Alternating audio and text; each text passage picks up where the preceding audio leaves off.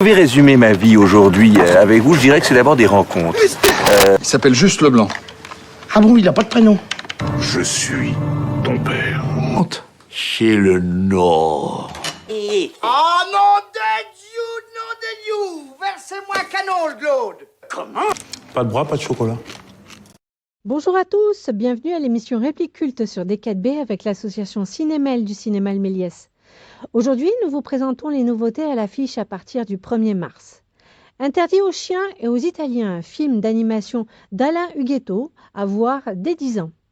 Prix du jury de la Fondation Gane au Festival d'Annecy en 2022. Début du XXe siècle, dans le nord de l'Italie, à Huguetera, berceau de la famille Huguetto. La vie dans cette région étant devenue très difficile, les Huguetto rêvent de tout recommencer à l'étranger. Selon la légende, Luigi Huguetto traverse alors les Alpes et entame une nouvelle vie en France, changeant à jamais le destin de sa famille tant aimée. Son petit-fils retrace ici leur histoire. Bonne annonce!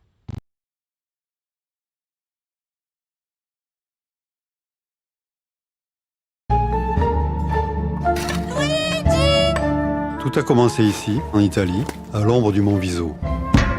Antonio, imbécile. C'est dans une de ces maisons que mon grand-père et ma grand-mère ont habité. Chaque hiver avant la neige, c'était la moitié de la population qui allait en France. Ramoneurs, chiffonniers, les Italiens, ils étaient bons à tout. Écoute ce qui est écrit dans ce journal français. Ce qui caractérise l'ouvrier italien, c'est qu'il n'y a pas chez ces ouvriers de dignité personnelle. Ils endurent tout.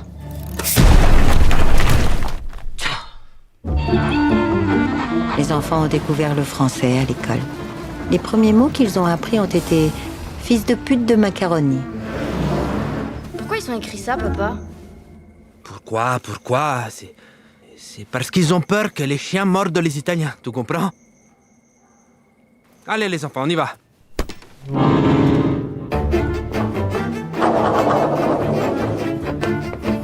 Un peu à droite. On ne joue pas avec la nourriture. Il fascisme.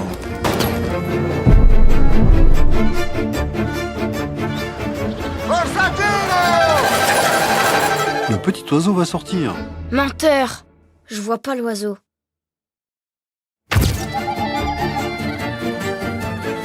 J'ai réalisé tout à coup qu'avant de s'appeler Mémé, ma grand-mère avait été jeune et belle et qu'on l'avait aimée.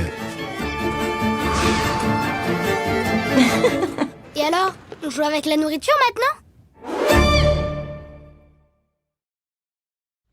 Nous vous proposons aussi cette semaine à Libye.com 2 et avec Philippe Lachaud, Élodie Fontan et Tarek Boudali. Après avoir fermé son agence à Libye.com et promis à Flo qu'il ne lui mentirait plus jamais, la nouvelle vie de Greg est devenue tranquille, trop tranquille. Plus pour longtemps. Lorsqu'il décide de demander Flo en mariage, Greg est au pied du mur et doit se résoudre à présenter sa famille. Mais entre son père escroc et sa mère ex-actrice de films de charme, ça risque fort de ruiner sa future union. Il n'a donc pas d'autre choix que de réouvrir son agence avec ses anciens complices pour un ultime alibi et de se trouver de faux parents plus présentables. Bonne annonce! Ça vous dirait d'être mes témoins? Non. Je suis la femme la plus heureuse du monde. T'es bien sûr de toi pour ce mariage. Il avait quand même construit tout un alibi pour aider ton père à avoir une maîtresse. Ouais, c'est vrai que c'était un petit peu limite de sa part. Ouais. En fait, ma belle famille veut absolument que mes parents soient présents au mariage. Ah merde. Ce n'est pas moi le problème, c'est ton escroc de père. Fiston! C'est pas moi le problème, c'est ta psychopathe de mère. Mais si t'as honte, on peut faire un alibi famille. On loue des faux parents comme on a fait pour le fils de Francis Lalanne. Hors de question, les alibis c'est terminé. J'arrive pas à croire qu'on soit là. Non mais c'est impossible. On n'a jamais fait une mission aussi risquée. Ça va se passer comme sur de la crème.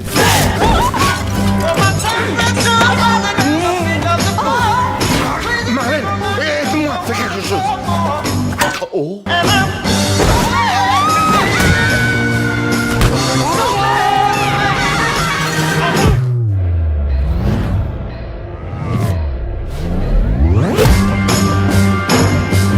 Profite de cette journée.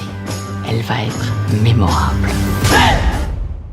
Je vous souhaite d'être un modèle de bonheur et de fidélité, comme l'est ta mère. Et c'est déjà bien.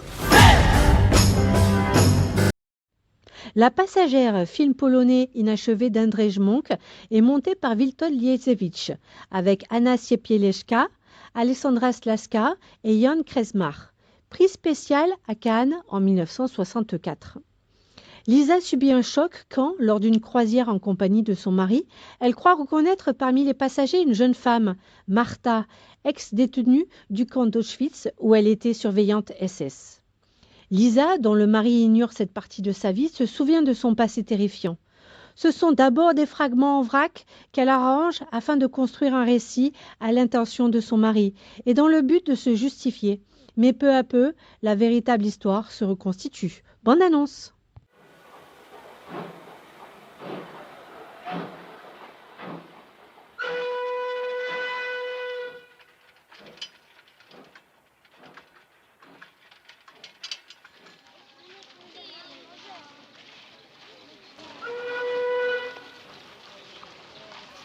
Do Oświęcimia przysłano mnie latem 1943 roku. Z nowego transportu miałam sobie wybrać pomocnicę. W Marcie dostrzegłam coś kruchego i dziewczęcego. Coś, co budziło współczucie.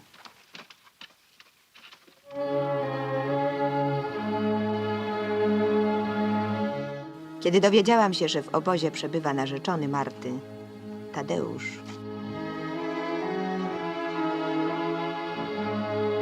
sądząc, że nikt o tym nie wie, bawili się w miłość.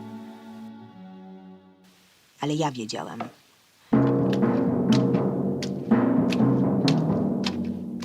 Musiałem ją zobaczyć.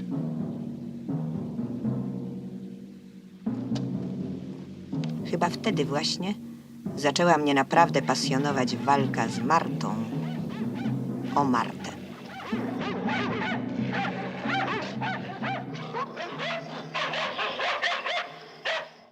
A kiedy się wie, na czym komuś bardzo zależy i ma się możliwość dać mu to lub odebrać,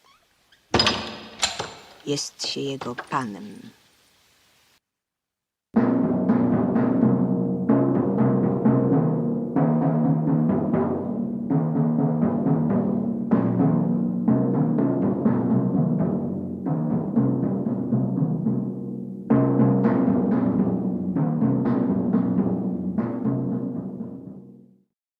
Retour à Séoul de David Chou avec Park Jang-min, Oh Kwang-rok et Gu Ka-han.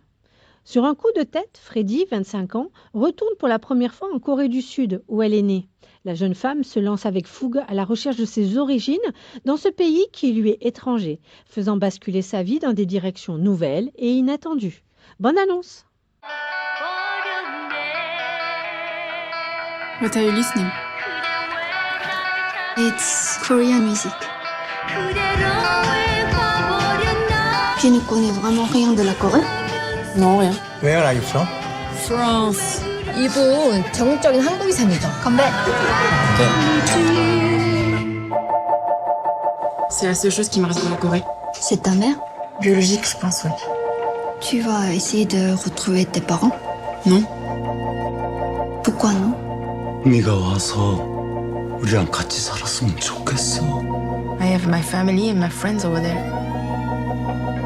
He has to understand that I'm French now. T'es aussi un peu coréenne.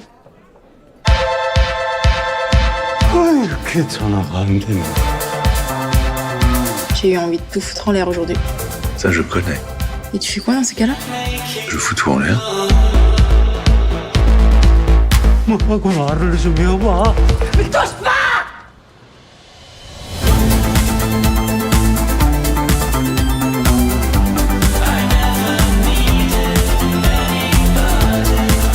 J'ai 27 ans aujourd'hui. Et je me suis toujours posé la même question le jour de mon anniversaire. Est-ce que ma mère a une pensée pour moi?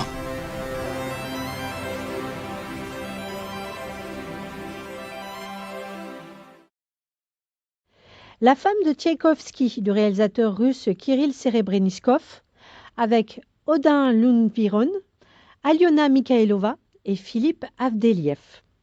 Russie, 19e siècle. Antonina, jeune femme aisée et apprentie pianiste, épouse le compositeur Piotr Tchaïkovski. Mais l'amour qu'elle lui porte n'est pas réciproque et la jeune femme est violemment rejetée. Consumée par ses sentiments, Antonina accepte de tout endurer pour rester auprès de lui. Vous pouvez acheter vos places sur notre site internet www.leméliès-mail.info. Choisissez votre film et votre séance, puis laissez-vous guider. Rendez-vous la semaine prochaine pour une autre émission. Merci et bonne semaine pleine de cinéma.